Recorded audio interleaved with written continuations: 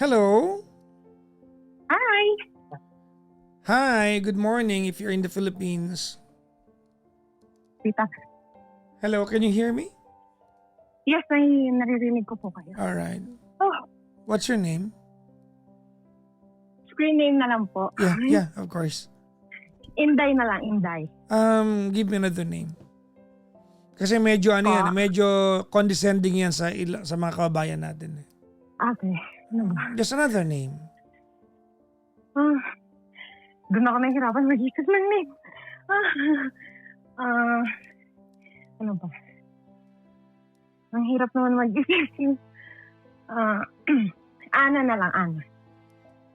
Ang hirap na naisip. Sorry naman. Ilan taon na si Ana? 35. 35 and calling from what part of the world? From Switzerland po. Switzerland. Wow. Hiningal ako kasi nung magpas ako natin pakinig doon sa first caller mo. Na-stress ako sa kanya. Huwag mo pakialaman yung kanya. May sarili kang problema. Sorry na, okay? Gano'n ka nakatagal dyan? In total po, na 10 years. Ang Pero tagal na. before po, pauwi-uwi ako. Pero recently, 6 years na po akong hindi nakaka-uwi. So, all in all, 10 years. Opo. Okay. Anong trabaho mo dyan? Naglilinis ng bahay. Nagbe-babysitting. Racket talaga on racket, no? Opo, bali part-time job lang. Hindi po ako nagkumukuha ng Full-time. full-time job kasi single mom po ako, yung anak ko. Parang ako lang po yung nag-aasikaso. So pag part-time po kasi mas easier kasi for example po, 3 bahay po ililinisan ko for the whole day. Pagka may problem po yung baby ko, ikinakancel ko po yung last, ganun.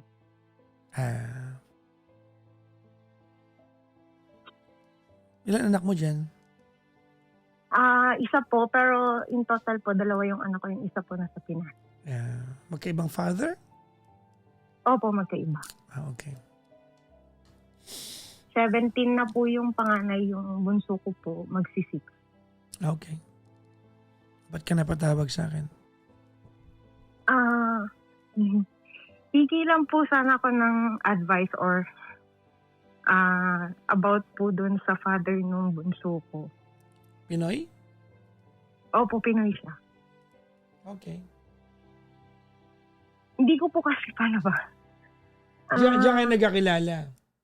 No, hindi po. Nagbakasyon po ako sa Pilipinas noon. Nagka-problema po ako sa documents ko. Tapos, may boyfriend po ako before pero nag-break po kami. So parang, nung na-meet ko po siya parang, parang naghahanap po ako ng parang,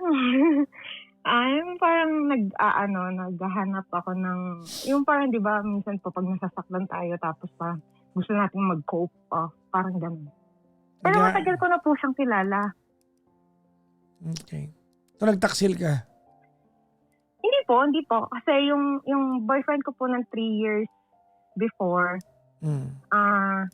nag-break na po kami. Oh. Tapos po, parang umuwi po ako ng Pinas. Tapos, syempre single po ako. Parang, Single yun, ka pala. Opo, single po ako noon. 3 months na po kami break nung ex ko noon. Okay. Tapos, yun po, parang nasa Manila po ako noon. Tapos, nag-chat siya. Sabi niya, nandito din ako sa side na to. Tapos, yun, nagkita po kami. Di yun. After po nun, yun na po. Noong time po kasi yun, malakas po yung loob ko kasi meron po akong PCOS noong time na yun. So, parang sa akin po, kasi nag-try po kami ng ex ko, hindi po ako nabuntis. So, parang piling ko po, ako po yung may problema. So, noong time po na yun, sabi ko parang, okay lang kasi di naman ako mabubuntis. So, tinanong ka, sa loob, sa labas? Sa loob na, okay yan.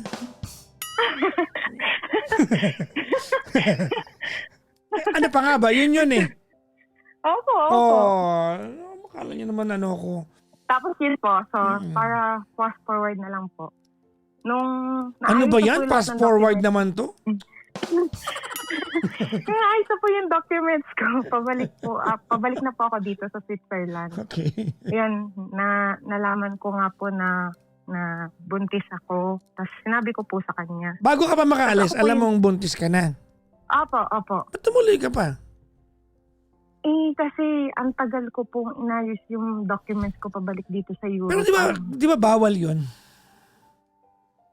Ano pa lang naman po parang 3 weeks pa lang ng time na yun. But supposed to be, kung alam mo na, you should have declared it. Parang ganun. Di ba? Pa? Nung nalaman mo na, you should have declared it. Ideally, ha? Hindi, noong time po kasi na yun, may ticket na po ako tapos parang basta aalis na po talaga ako. Okay. So, Okay, sige. hindi rin po alam ng family ko. Wala po ako sinabi sa family ko kasi pipigilan po talaga ako ng mama ko. So, di po sinabi. Okay. Tapos kinausap ko po siya bago ko umalis. Sabi ko, buntis ako, pinakit ganito. Sabi niya, ako po yung tinanong niya, itutuloy ko daw ba? Sabi ko, oo naman, kasi yung panganay ko po, parang, Gunggong, parang yung panganay ko po kasi, parang 17 years old pa lang po ako nun, hindi ko po naisip talaga na ipalaglag. So, what more pa na nag-i-income, kumbaga, naging independent na ako. And Bakit ko ipapalaglag? that shouldn't be the mindset. Opo. Kumbaga Okay. parang sa akin, nabuhay ko nga po yung panganay ko ng 17 years old pa lang ako. Sabi ko, bakit ko ipapalaglag to nag-earn na ako. Kumbaga mas more independent na ako. Parang ganun po yung sabi ko sa kanya. Sabi niya, okay. Sabi niya, ikaw naman kasi yung magdadala niyan. Sabi niya, hindi naman ako kaya ko pa tinatanong. Sabi niya ganyan sa akin. Tapos tinanong niya ako, sabi niya, okay, kung aalis ka ngayon, kailan ka babalik? Sabi ko, hindi ko alam. Sabi ko ganun sa kanya. Basta, sabi ko, yun. Basta ako in-inform ko lang po siya na wala sa isip ko na ipaparaglag ko. Parang ganun. Okay. Pero alam mo na pag umalis Opo. ka nun, diyan ka na mga anak sa Switzerland. Hindi, wala pa po akong ganung idea. Wala pa akong ganung plano kasi na umuwi po ako ng Pinas. Bali, ang tagal ko po bago nakabalik dito, kakaayos ng documents ko. Parang mga 10 or 11 months. So parang mamimili po ako na tutuloy ko ba to or hindi. Parang ganun po. So, sabi ko na lang, kasi meron pa po ako isang anak. So, syempre, di ba, parang mamimili ka between dun sa Kumbaga may iba Europe kang consideration, life tama? ko. Opo, yun. Kumbaga, yun po yung mas mahalaga, yung future ng mga kids ko. Kasi tumuloy po ako, nakabalik po ako dito. Then, hindi ko rin po sinabi sa family ko. Ang may alam lang po yung tita ko na nagtatrabaho sa ospital kasi sabi ko, Okay. kumbaga ayoko din naman mag-travel nang wala akong alam kung okay ba yung nasa tiyan ko or what. So, nagpa-check up po ako tapos sabi po ng doktor sa akin, parang sabi niya lang, kailangan ko daw po mag-bed rest kasi yung baby, parang may blood sa gilid, pwedeng malaglag. So, sinabihan po ako ng tita ko na magpahinga ako kasi baka daw kung kailan babiyahe ako, doon ako duguin, yung parang ganun. So, nagdasal lang po ako, sabi ko lang, kung para sa akin, kung hindi, edi, mawawala bago ako bumiyahe. Okay. So, parang, binigyan din po ako ng pampakapit ng doktor, di ko po ininom. Basta, kumbaga, go with the flow lang po ako. Tapos yun, nung nakaalis po ako, hindi sinabi ng tita ko kasi sabi ko sa tita ko, huwag mo sabihin kila mama kasi mag-aalala, ayoko na nag-worry sila. Okay. Tapos bumalik po ako, hindi rin alam ng amo ko na buntis ako. Wala po talaga nakakaalam. Hanggang naitago ko po siya hanggang 4 months. Tapos nagpunta pa po kami ng Greece noon, kasama ko ng amo ko kasi pagka summer vacation po, nag-Greece kami 2 months doon. Kaya alam po, nung time na nag-duty ako kasi nag-aalaga po ako ng bata, nag-duty po ako ng 24 hours. Sumakit po yung tiyan ko. Tapos sabi ko sa amo ko, hindi ko pa po agad sinabi sa amo ko na buntis ako. Sabi ko lang, pwede ba ako mag-day off bukas kasi magpapacheck up ako kasi masakit yung tiyan ko. Sabi ko gano'n sa kanya, hindi ko pa sinabi. Sabi niya, sige, sabi niya gano'n. Tapos binigyan pa nga po ako ng pera. Sabi ko, hindi na kasi alam niya na wala akong pera kasi ang tagal ko na-stuck sa Pilipinas bago nakabalik. Kasi nagpa-check up po ako. Noon ko po nalaman na boy po yung baby ko. Kumbaga yun na po talaga yung proper check-up niya kasi hindi nga po ako nagpapa-check up kasi nga po tinatago ko. Tapos yun, nung nagpa-check up po ako, pagbalik ko, dun sa amo ko, tinanong niya ako ano daw yung sakit ko. Tapos wala po ako sinabi, isinin ko lang sa kanya yung screens, yung picture ng ultrasound ng baby ko. Kumbaga parang hindi ko po alam kung matutuwa siya o magagalit kasi ang tagal kong hindi nakabalik. Tapos pagbalik ko, buntis pa ako. Same amo nung, ka. Ano po, nakita niya na yung picture, sabi niya, oh my God, sabi niya, you're pregnant. Hello? Sabi niya ganun sa akin. Hello? Tapos tinanong niya po kung naasan yung tatay. Sabi Hello, ko, Ana? nasa Pilipinas. Wait lang. Hindi niya ako marinig.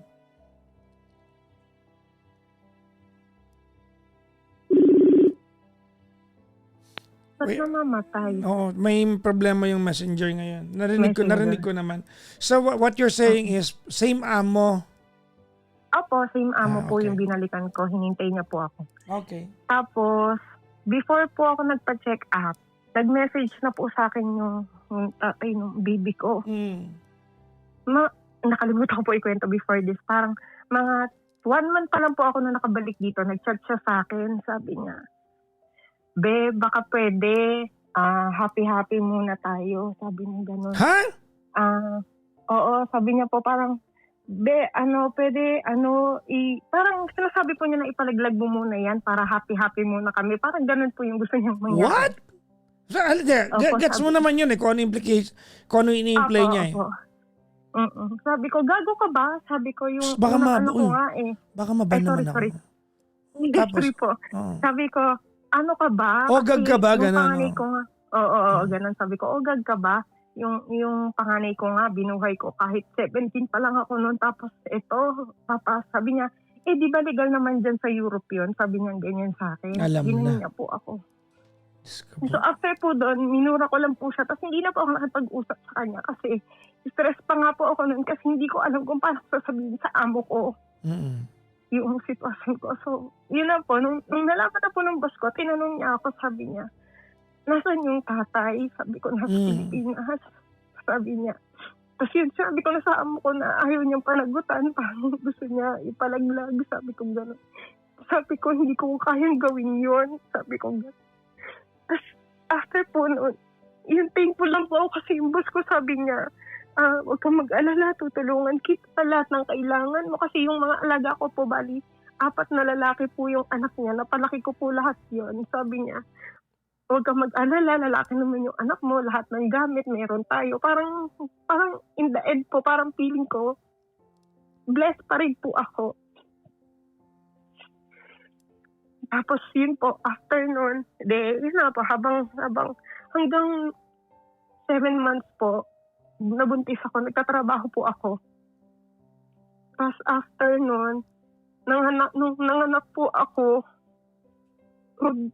nag-taxi lang po ako pupunta sa ospital. Kasi mag-isa lang po ako, wala akong pamilya dito. Nagpunta po ako sa ospital mag-isa, nag-taxi lang po ako. Hanggang sa nanganak po ako. Ay, nasabi ko na po yun sa parents ko. Nung pagkasabi ko po sa amo ko, kumagana, wala na po yung ori ko. Sinabi ko na po sa parents ko na, yun nga, buntis ako, ganito, ganyan. Tinatanong nila kung sino yung tatay. Hindi ko na po sinabi. As in, wala silang alam kung sino. Wala po talaga ko sabi ko lang. Hindi na importante yun. Ang importante, healthy ako, tanggap ng boss ko. Yun lang, wala nang iba. Tapos yun po, hanggang sa, nung habang naka-maternity leave po ako, yun, kompleto yung sahod ko. Tapos inilipat ako ng amo ko sa mas malaking apartment kasi sabi niya hindi na daw ako pwede sa maliit na apartment kasi nga magkakababy ako, ganun. Yung amo mo, babae, lalaki? Babae po. Mabait, no? Yun po, sinuportahan niya po ako. Kahit, tapos COVID time po yun habang, nung nanganak po ako January 2020, tapos by February po, nag-start na po yung COVID dito. Parang lahat po, lockdown, sinarado lahat. Bali, binigyan niya po ako ng maternity leave ng 8 months. Tapos, dire-diretso pa rin po yung sweldo ko. Siya nagbabay ng apartment ko. Opo. Kasi alam po niya na may anak ako sa Pilipinas na isa pa. Bait nung amo mo, ang galing ha? Tapos hanggang sa nung June 2020 po, nag-reach out po sa akin yung tatay nung anak ko. Sabi niya, kamusta daw po kami? Sana daw po okay lang kami. Tapos nag-chat siya na, sabi niya, maikli daw lang daw po yung buhay. Hindi daw po niya alam na baka bukas patay na siya dahil nga po yung COVID po, di ba, uso po nun. Wow, siya pa yung nagdrama, ginawa pa niya tungkol sa kanya, ha? Tapos, nagsasorry siya. Sabi niya, magulo lang daw po yung isip niya nung time na yun. Ganito, ganyan. Tapos, sabi ko lang, hindi na ako galit, pero hayaan na lang niya yung buhay namin na Ganun na lang. Okay na, kanya-kanya na kayo, parang ganon. Wag mo na akong guluhin kasi okay na ako eh. Kumbaga, okay na ako, nakakaya ko yung sarili ko. Kumbaga, as of the moment, okay naman ako. Tapos ang maganda lang po kasi sa Switzerland, parang prioritize po nila ako kasi ako lang po mag-isa. So, in-apply ko na po agad yung anak ko ng kindergarten. Yung parang, paano ba sa atin yan? Basta baby pa lang sila, pwede na sila na, yung parang daycare po. Para makapag-work po ako kasi walang mag-aalaga sa anak ko. So, binigyan po nila ako ng mag-aalaga sa anak ko. So, yun po, nagdire-diretso po yung trabaho ko hanggang sa... Kaya lang po, nagkaroon po kami ng problema ng boss ko kasi may Pilipina po kasi akong kasama sa bahay. 3 po kami. Nirereklamo po nila yung anak ko na maingay daw, di sila nakakapagpahinga. Parang ganun po. So, parang ang bigat po sa pakiramdam na yung anak ko po lumalapit sa kanila tapos hindi nila pinapansin. Yung parang naiinis po sila sa akin na hindi ko po maintindihan. Sino yan? Yung mga... Yung 2 Pilipina po na kasama ko sa bahay. Naiingayan sila. Okay. Basta something like that po. Tapos nung parang nagrereklamo po sila din sa amo ko kasi yun nga, di daw sila nakapagpahinga, maingay yung anak ko. Hanggang sa nag-decide na po ako na nagpapaalam po ako sa boss ko na kung pwede po ako lumipat ng bahay. Tapos parang nag-ano na rin po siya na sabi niya, bahala daw po ako maghanap ng bahay ko pero di niya ako tutulungan. Parang ganun po. O kasi nga siyempre, siguro, medyo medyo oo. Nai-stress. Na tinulungan na kita lahat. Naging obligasyon ka na niya tapos, di ba? Naintindihan ko naman po yun. Tapos dumating po sa point na, yun na nga po, kinancel niya na yung contract ko. Noong time po na yun, parang magto 2 years old pa lang yung anak ko. Okay. Tapos hindi po kasi ganun kadaling humanap ng bahay dito. Parang, lalo po noon, time na yun, wala na po akong legal document dito. Hindi din po inayos ng amo ko. So parang, nakitira lang po ako doon sa kaibigan ko. Tapos habang nakitira po ako doon sa kaibigan ko, yung anak po niya, inaalagaan ko, hatid ko din sa kindergarten bago po ako magtrabaho. Ihatid ko po muna yung anak niya. Tapos ako palang ihatid yung anak ko. Kasi maaga po siya nag-work, parang 6 a.m. pa lang po, alis na siya. Iwanan niya sa akin yung anak niya. Tapos ihatid ko po sa kindergarten. Tapos saka ko pa lang po ihatid yung anak ko doon sa nag-aalaga sa kanya. Saka pala ako magtatrabaho. Tapos kailangan ko pong matapos maaga kasi kailangan kong sunduin yung anak ng kaibigan ko, yung anak ko. Kumbaga parang yun po yung pakisama ko sa kanya kasi nakikitira po ako. Tapos hindi rin po yun nagtagal. Lumipat din po ako, pinalipat po ako ng kaibigan ko kasi hindi siya pwede magpatira kasi tinutulungan din siya ng government dito. Kumbaga, hindi po allowed magpatira ng ibang tao. So parang pansamantala lang. Tapos lipat na naman po ako, nakisama naman po ako sa Turkish na lalaki. Nag-rent po kami ng isang room ng anak ko. Mabait naman po yung Turkish na lalaki. Jowa mo yon? Hindi po. Kumbaga, pinakilala lang po ng friend ko. 2 rooms yung bahay niya. Dahil nga po wala po kami matirahan. Pinatira po, nag-rent po ako sa kanya. Nirent ko po yung isang room. Okay. Kasi wala po talagang kahit ano talagang nakikitira lang po. Kasi umaga po alis na kami ng anak ko. Uwi po kami gabi na kasi po trabaho po ako maghapon. Tapos sunduin ko siya. Tapos uwi na kami matutulog. Everyday po ganun lang yung routine ko. Hanggang sa 2 months po, tapos lipat na naman kami. Basta wala po kami, NPA po kami, wala po kami, no permanent address po kami. Tapos, may isang Pinay din po na nagturo sa akin. Ito na po, nagkabahay na po ako. Tapos, nag-try po ako mag-apply ng permit dito. Nagbayad po ako sa lawyer ng 5,000 Swiss franc. Magkano yun Kasi in sabi Philippine niya, peso? Malaki yun ha. Mga 5 times 72 po ngayon yung Swiss franc. So parang mga 350,000 Laki something din. like that. Laki din no. Opo, kasi dahil nga po gusto ko po makauwi kasi gusto ko po makita yung panganay ko. Tapos ano po ako sa kanya, nagtanong po ako kung possible ba na magka-permit na ako. Kasi ngayon, hindi naman po kasi dito katulad na pag pinanganak mo dito yung bata, automatic citizen siya, hindi po ganun. Hindi ganon. Hindi po. Saka lalo na po, hindi naman po European yung tatay niya. Kung European po yung tatay niya, pwede po. Pero hindi po ganun eh. Hindi po. Wala nga po siyang tatay sa birth certificate niya.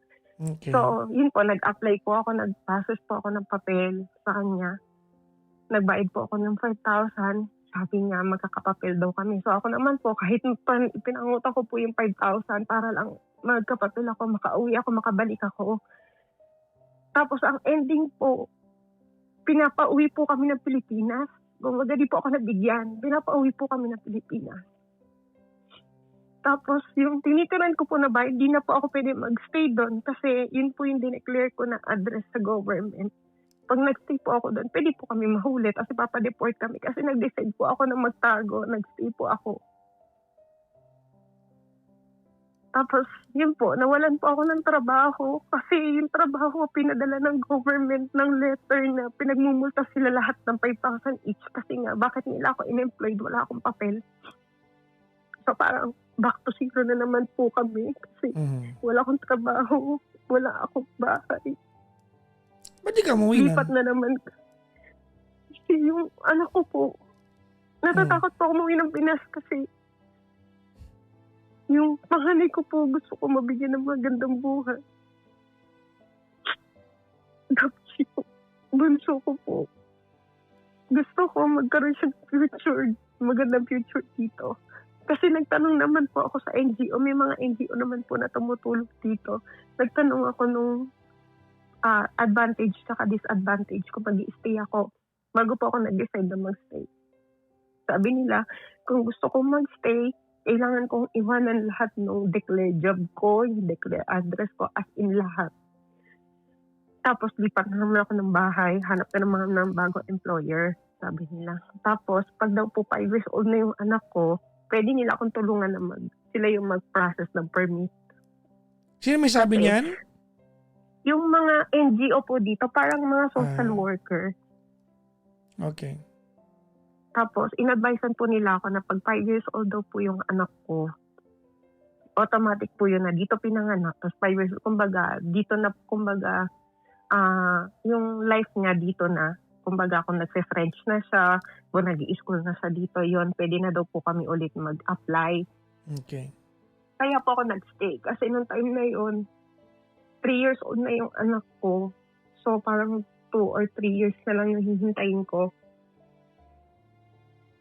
Yun, tapos nag-start po ulit ako, naghanap po ulit ako ng bagong bahay, nag-start na po ako ulit ng lahat. Kumbaga, in God's mysterious way po talagang kahit nagiging back to zero po ako. Lumalapit po talaga sa trabaho yung mga amo ko po kasi kumbaga, nire-refer po nila ako sa mga kaibigan nila. Kasi alam po nila yung pinagdadaanan ko, alam po nila yung sitwasyon ko. Kumbaga parang lahat po ng friend nila, sinasabihan niya. Tapos lahat po nag-message sa akin na, may available time ka pa ba? Yung mga ganun po. How are you today, ma'am? ma'am? Para how are you today? I'm okay naman po. Ang question ko lang po kasi, baka po kasi makauwi na kami next year. Ang question ko lang po is,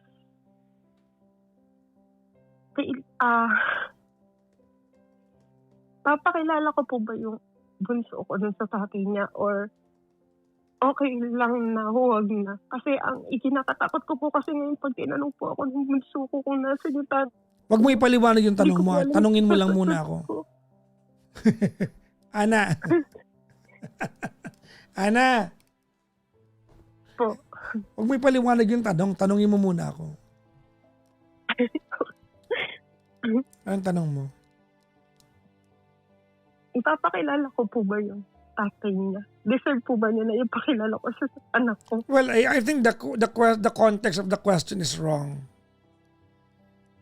No. Oh. Kung ang tanong ay okay lang ba makilala niya ang anak niya? Of course, the answer is yes. Anak niya yun eh. Okay? Mhm. Pero kung ipipilit mo yung bata at ilapit sa kanya para makilala niya, the answer is no.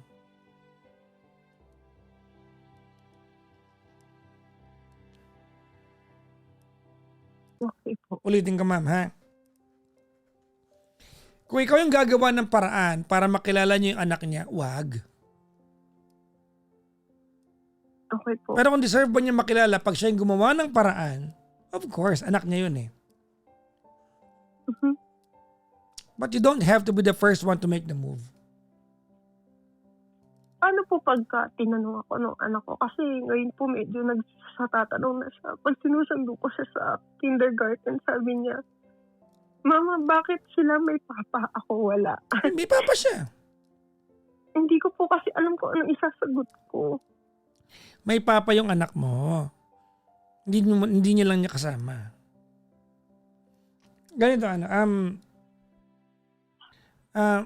may mga tanong ako sa'yo para maging malinaw lang sa usapan natin. Okay lang? Sige po. Okay na yung ano dyan, status mo, no? Hinihintay pa po namin yung result. Sana po. But most likely, you can now have the right to stay there and work. Tama? Opo. Okay, let's assume na okay ka na dyan. Okay? Mm-mm. And makakabalik-balik ka na dyan. Tama? Opo. Okay, good. Ganito bago natin puntahan yung tanong mo about yung tatay ng anak mo, kanina habang nagkikwento ka na palipat-lipat kayo ng bahay, may mga Pinay na ayaw sa anak mo, alam mo mangyayari to eh. Alam mo to.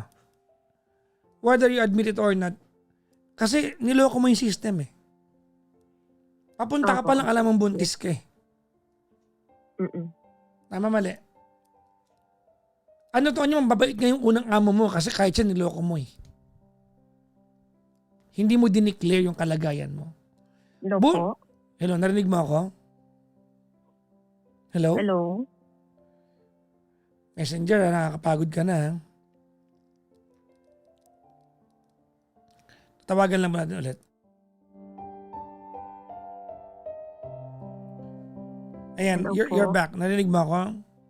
Opo, narinig na po kita. Okay. Ulitin ko lang, ma'am. Papunta ka pa lang dyan, alam mo na meron kang nililihim sa amo mo. Pasalamat ka lang kasi mabait yung amo mo. Mm-mm. Di ba? Oo. Opo. Pasalamat ka lang kahit pa paano na-tolerate ka niya. Mhm. Pero kasama siya sa niloko mo yung amo mo eh. Ipinusta mo na pumunta dyan. Whether may katwiran ka o wala, whether may intindihan ka ng tao o ng mundo o hindi, yung pinagdaanan mo na mga mahihirap na bagay nung nagpunta ka dyan, ginusto mo yun. Opo. Okay. Buti na lang talaga, malakas katawan mo. Alam mo kung anong pinag-aalala ko kanina? Alam mo kung ano? Ano po? Di ba buntis ka nagpunta ka dyan? Mhm. Paano kung namatay ka? Sa pagod. Paano? Eh di nakulong pa yung amo mo.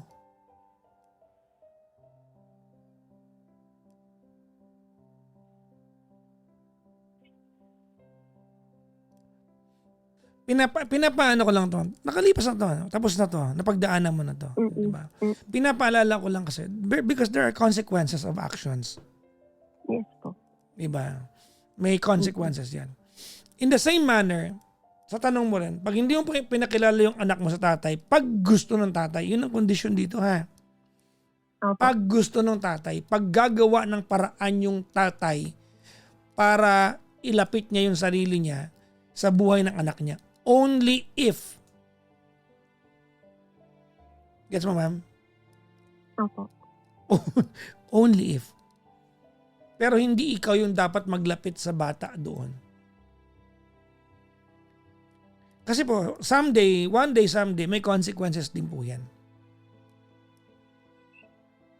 Pag hindi mo, yung tatay ang lumapit dyan, hindi mo pinakilala yung bata, one day masusumbatan ka, kasama ka sa may kasalanan.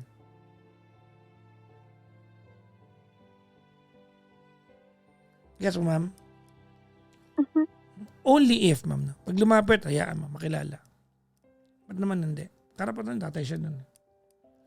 Now, ready ka dito, ha? Magpapromise ka, gagawin mo itong ipapayo ko sa'yo, ha? Okay po. Okay. Pag siya lumapit sa anak mo, ma'am, merong attached condition yon. Alam mo kung ano yan?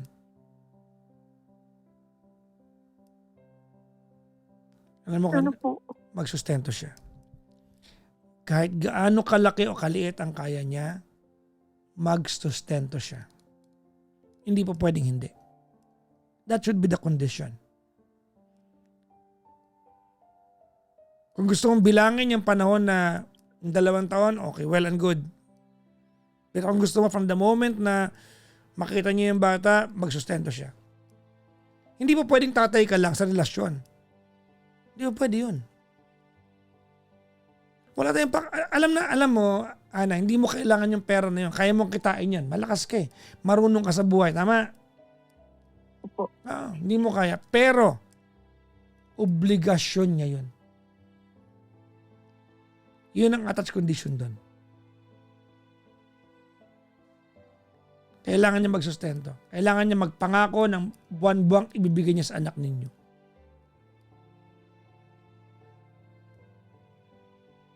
Only if lang naman po, di ba?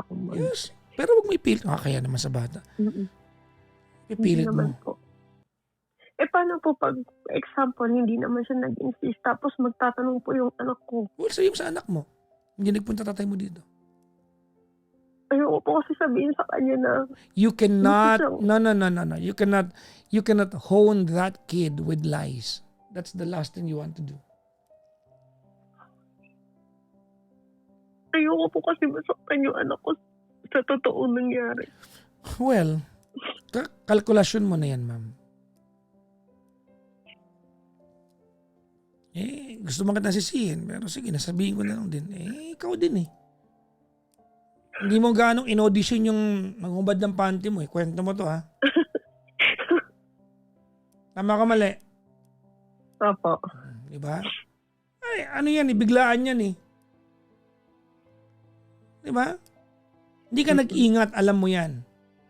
Akala ko kasi may pikos ako eh. Ano, sa loob, sa labas? Okay lang sa loob. Safe yan. Okay. Okay, ayan. Ayan. Hindi, gusto ko naman po kasi talaga magkaanak kasi nga, kaya No. Gusto ko magkaanak pero hindi yung pagkakataon na yan. Opo, yun Exactly. nga po. So huwag mong sabihin sa akin na gusto ko magkaanak. Nagkataon lang, blessing lang talaga ito. Andyan na eh. Pero wag mo nga sabihin na hindi gusto ko magkaanak na. Hindi mo gusto magkaanak noon. Not with him. Not that time. Gusto ko po magkaanak ulit, pero not that time nga po. I don't know. Not the wrong timing. Yeah, yun. Nung time na yun, ini-enjoy mo lang yung buhay mo. Opo. Diba? Pero naandyan na yan. Yan ang point ko. Diba? May consequence ang lahat ng bagay. Hindi ko naman po pinagsisihan. Of course, siyempre. Diba? You have a wonderful kid. Tandaan mo yung condition, mama. Only if. Pag nagparamdam, diba? Hindi sabihin mo. Opo. Okay.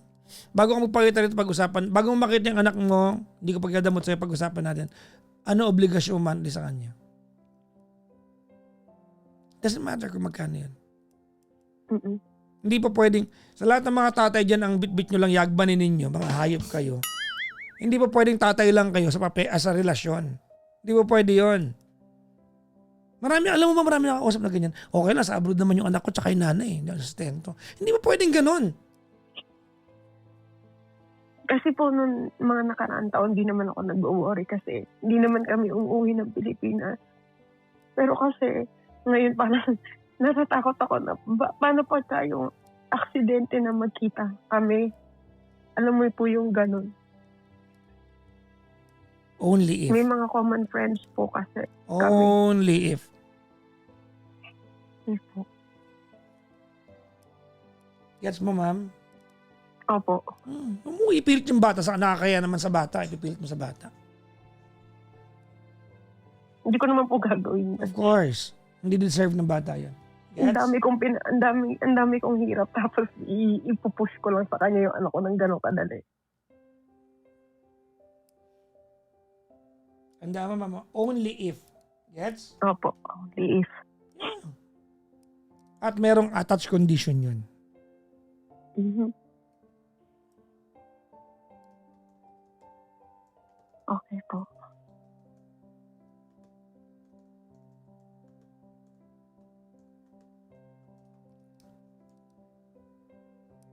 Well, yan talaga buhay.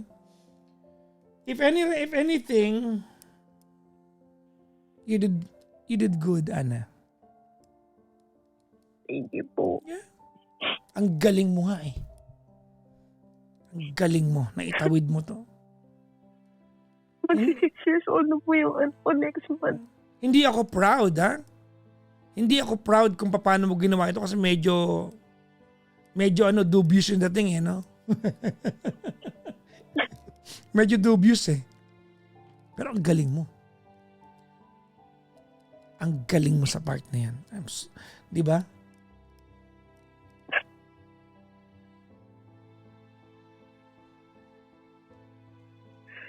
Oh,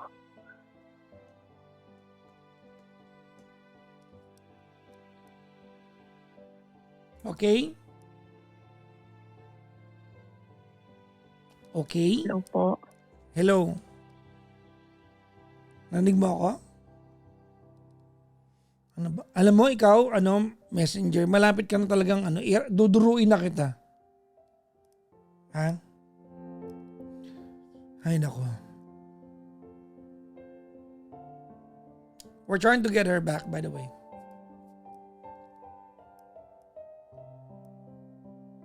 Hello. Yeah, you're back. Hello po. May something kay Oh. Diba? May something kay messenger ngayon, sorry. Opo. Napuputol po. Anyways, kaya nang sabi ko, ang galing mo.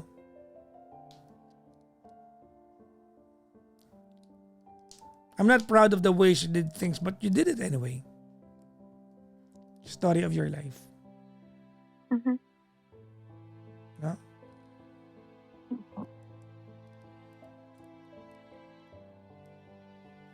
Galingan mo pa. Okay? Opo. Thank you po. Galingan mo pa.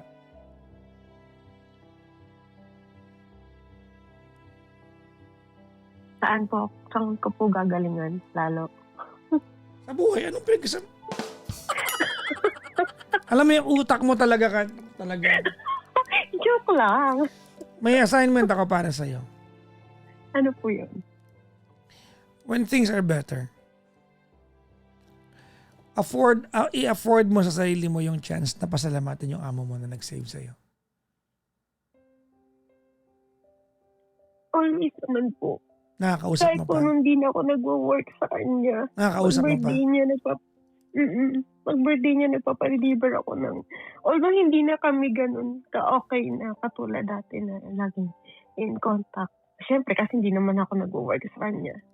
Pero time to time po, sinasadyan ko siya nung picture ng anak ko na sinasabihan ko siya na kahit hindi kami naghiwalay ng maayos, sobrang thankful pa rin ako kasi kung wala siya, hindi ko itatawin yung buhat ko nun. Yep. That person practically paved the way for a future. A good future for you and your family. Mm-mm. So, never miss out on the chance to afford for yourself. Di ba na magpasalamat sa kanya, ha? Oo. Tapos every year po, pag nag-birthday siya, kahit di na ako nag-work sa kanya, pinapadeliveran ko siya ng flower. kahit hindi po siya nag-message sa akin back, at least po, alam niya na sobrang thankful ako sa lahat ng tulong niya sa akin. Yeah. Tsaka sa anak ko. Huwag mo na siyang i-require na sumagot. Okay na yan. Do it for yourself. Hindi na po. Alright? Opo. Okay. Thank you very much for calling. Thank you po, Papa Jack. Maraming salamat po. Bye-bye.